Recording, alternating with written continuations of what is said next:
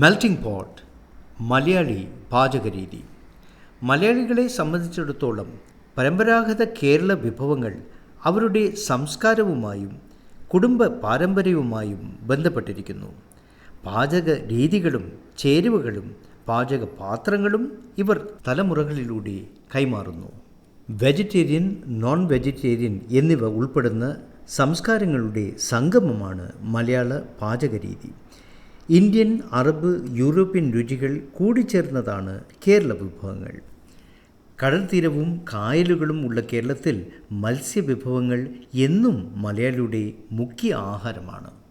പാചകരീതി. സംസ്ഥാനത്ത് വ്യാപകമായി കൃഷി ചെയ്യുന്ന തെങ്ങ് മറ്റൊരു ആവശ്യ ഘടകമാണ്.